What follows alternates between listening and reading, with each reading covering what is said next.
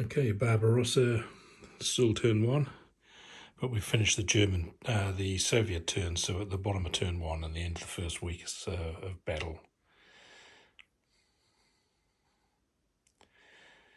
The Soviets were hit pretty hard by the Blitzkrieg last German turn, and so what they've tried to do is just bring up reserves and recover units and form a line, and especially a line that's not so susceptible to German breakthroughs.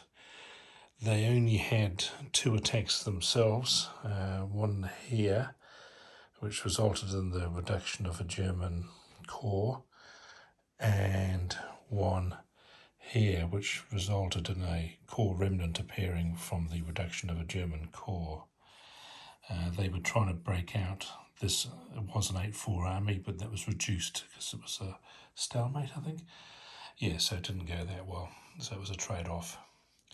Apart from that, what they've tried to do is just sort of move up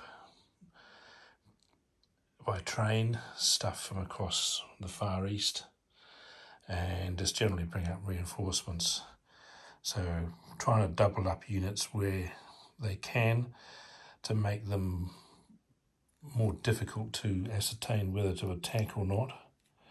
So that's, and they've been building a couple of those. So yeah, just trying to and get into cover. So most of them have now gone into forests as opposed to sitting in the open. They put fortifications on that one there just to try and make a strong point. I mean, strictly it's pretty strong already, but if they could anchor on that army, then I think it could be quite useful.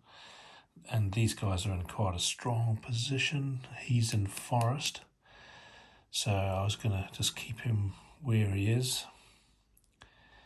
And yeah, because it's -1 shift attacking across a small river if all units are attacking across it. So if I retreated him across that river to here, then one of these guys could come up, and then even though the other Germans will be attacking across the river, they don't suffer that shift because it's only a minor river. So I just left him where he is because at least he's in woods there and he's got a -1 shift. Yeah, when we do the Germans turn and we look at the Soviet supply, he's going to be isolated. But it's sort of interesting how you don't look at supply in your own turn, because it meant in the Soviet turn, as far as I'm aware, he was in supply, because you only look at the supply situation in the Axis turn, and in the first turn they were all okay. But this next German turn, bang, he'll be out of supply. So it's, if I've got it right, that means it sort of kicks in a little bit later.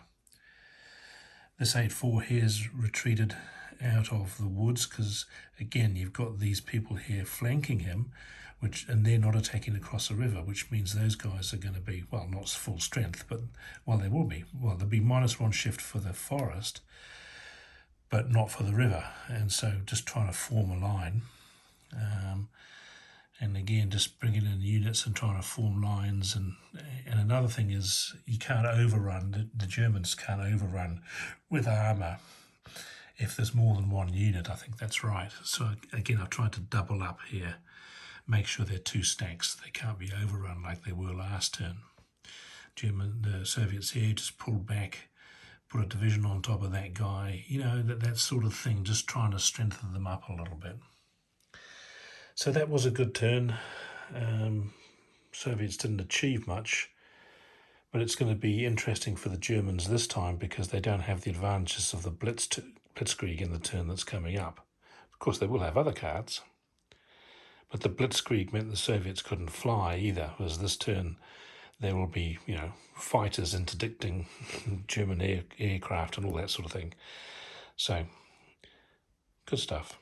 Next up, turn 2. Axis.